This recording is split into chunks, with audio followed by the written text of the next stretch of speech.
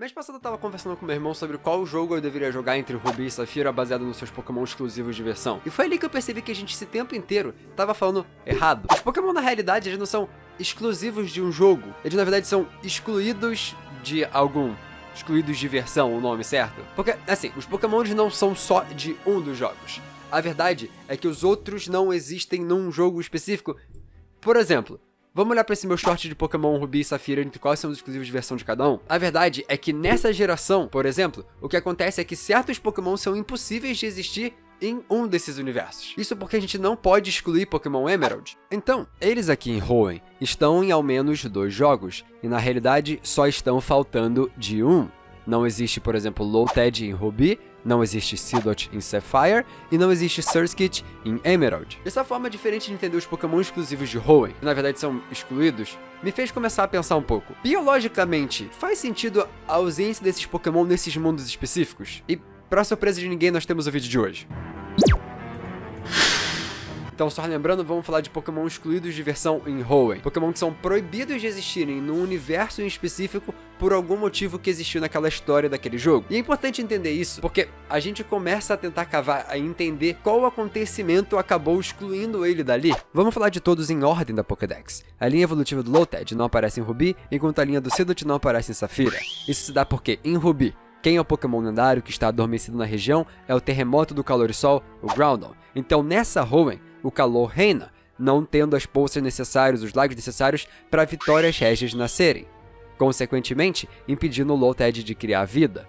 Enquanto em Safira, o Pokémon lendário que está adormecido em Hoenn é Tsunami Kyogre. Então, aqui, o clima é muito mais úmido e cheio de água, onde as árvores de carvalho não conseguiriam crescer, já que as suas raízes podem apodrecer se tiver muita água, impedindo a existência dos Seedots. Nesse é o mais fácil e melhor para se explicar, até porque se você ainda duvida, é só olhar a habilidade dos dois Pokémon. Um tem Swift Swing, no jogo onde tem Pokémon que faz chover, e o outro tem Chlorophyll, onde faz sol. Então, onde tem Pokémon que as habilidades dele fazem parte da história principal do lendário. É onde deixa a Vitória Régia brotar ou então a árvore de carvalho crescer. E no caminho inverso disso, não existe Surskit em Pokémon Emerald. Ele só existe, na verdade, quando o ecossistema fica com ou muita chuva ou então muito sol. Isso porque o Surskit, como ele é um inseto Jesus, ele precisa de muitas poças de água ou lagos para poder viver. Por isso que eles precisam de ter a chegada da água via chuva em alguns lugares, ou então que em outros lugares rios sequem para não virar uma corrente onde ele não pode procriar, porque ele precisa de água parada para isso. Então, com a história do Groudon ou do Kyogre, funciona. Por isso, em Hoenn ele aparece nesses 2 jogos. E é por isso que ele é excluído de Emerald. A história desses jogos é onde o desbalanço acontece com a briga entre o Groudon e o Kyogre. Essa timeline, eles não tiveram um que foi vitorioso. Os dois ficaram afetando por mais tempo a região inteira. Isso fez com que climas fortes de chuva e calor acabassem alternando frequentemente durante a época que eles estavam brigando. Isso acabou com os biomas que os insetos precisavam. Eles não tiveram as condições corretas para poder crescer, procriar e tudo mais, e é por isso que ele é excluído do Pokémon Emerald. Você começa a ver que cada excluído tem algum motivo. Sableye e Mawile são vistos como contrapartes. Por isso, Sableye não aparece na timeline das secas, enquanto Mawile não aparece na das chuvas. E como ambos Pokémon têm conexão com minérios e geodos, fica muito fácil. Os Sableye são seres sombrios com pedras preciosas. Eles são o que tem dentro de geodos. Ele literalmente se forma dentro deles. Geodos são as pedras, que se formam quando uma rocha vulcânica quente esfria com uma bolsa de ar. E aí, na medida que a água entra e se infiltra nessas bolsas, os minérios contidos na água se depositam ali dentro, se acumulando e criando esses cristais. O Pokémon literalmente vem dessa escuridão dentro do geodo que ele transforma em minérios por causa da chuva. Ele fica ali junto das pedras preciosas, explicando o seu design e o seu tipo. Enquanto Mawile é um Pokémon que surgiu do calor intenso, minérios se formam a partir de diversos processos geológicos, como líquidos magmáticos que causam cristalização e outras coisas, fazendo sentido sair do vulcão e do terremoto, do calor. Então você vê que ambos Pokémon só existem nas regiões onde aparece o Pokémon lendário do clima específico deles, incluindo o Emerald, porque existiu um Groudon para poder mover a terra e um Kyogre para poder fazer os minérios chegarem lá via água. Eles não precisam ter reinado ali por muito tempo para poder isso acontecer. A sua existência e ter feito acontecer aquilo uma vez foi o suficiente para aquelas coisas acontecerem, para aqueles Pokémon terem nascido. Enquanto no oposto, existem aqueles que não acontecem quando você tem um balanço natural. Esses precisam de um desbalanço causado pelos lendários desenfreados para poder nascer, porque eles são Pokémon que precisam de desastres naturais. Meditite e Rosélia são dois caminhos diferentes da situação e suas localizações são a chave. Na Rota 117 para Rosélia, é fácil entender porque são flores. Elas conseguem brotar graças ao chão vulcânico na timeline do Groudon, já que é um chão rico para as plantas, ou que, na timeline do Kyogre, conseguem sobreviver nessas montanhas graças às chuvas, trazendo minérios. Mas elas conseguem sobreviver, já que nessas alturas a água não ficaria ali presa, ela não inundaria e atrapalharia a rosa. Então ela recebe tudo o que precisa para poder crescer, de uma forma ou de outra. Enquanto no caso do Meditite, eles são Pokémon que nasceram no Mount Pyre.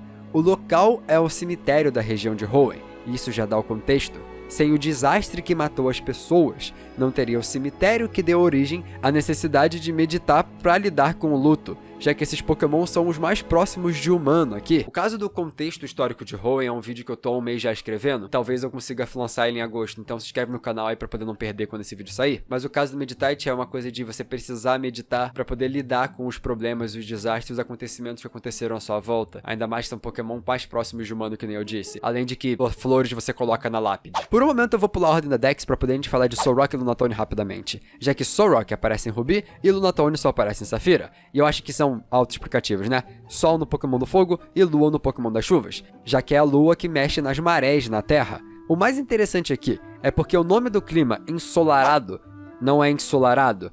O clima Sunny Day que o Groudon traz, em japonês na realidade é céu limpo, onde não existe nenhuma nuvem no céu, e por isso que você consegue receber diretamente os raios solares. É basicamente esse o ponto lógico por trás de Sunny Day.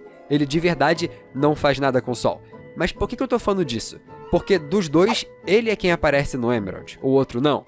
Bom, eles quiseram fazer o Emerald não ter alguns também só pra você comprar mais de um jogo mesmo, mas na hora de escolher entre os dois, eles escolheram aquele que se encaixa com o Rayquaza também.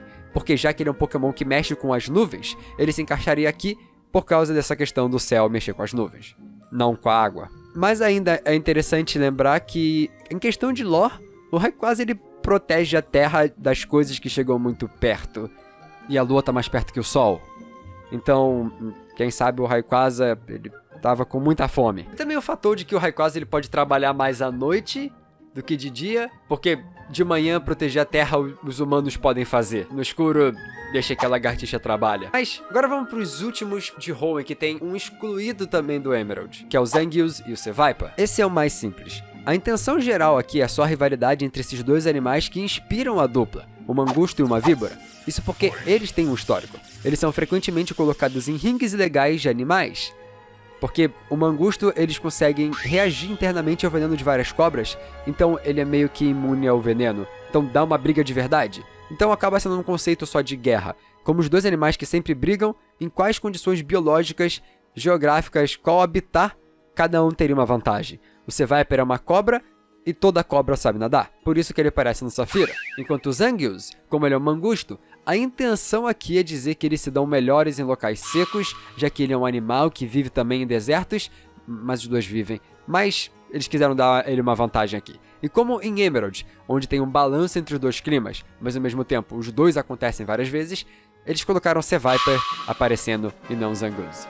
Podemos dizer que a Víbora venceu no geral na visão dos criadores, já que eles claramente tinham favoritos. Então por isso que entender que cada jogo Pokémon em si conta uma história, e essa história afeta o que a gente é apresentado nela, é importante. Se você quiser um vídeo sobre os exclusivos dos outros jogos, comenta aí embaixo também pra poder eu saber, porque existem outras rivalidades entre exclusivos de versão que se explicam e que provavelmente você não sabe. Mas um jogo ter o Groudon e o outro ter o Kyogre é também uma escolha narrativa. Em um mundo, a baleia venceu e a região de Hoenn sofreu com mais chuvas durante sua existência, enquanto no outro, o Tatu hipopótamo venceu e sofreu com mais queimadas e um clima muito mais quente durante sua existência. Então cada história traz um contexto biológico e evolutivo pra gente chegar onde a gente chegou e o que a gente vê ela hoje. Enquanto no caso de Latias e Latias é uma questão mais mecânica, mas ainda assim tem uma questão histórica por trás, que é aquele vídeo que eu falei sobre a história de Hoenn que eu vou fazer. Se quiser ver ele quando lançar, vai estar aqui. E também tem esse outro vídeo aqui, quando eu falei do Groudon e hipopótamo. Nesse aqui eu explico por que o Sableye é uma coruja e qual é o sentido por trás de alguns Pokémon serem alguns animais bem específicos. Então tem esses outros vídeos aí. Não esquece de comentar também se quiser outro vídeo sobre mais exclusivos de versão.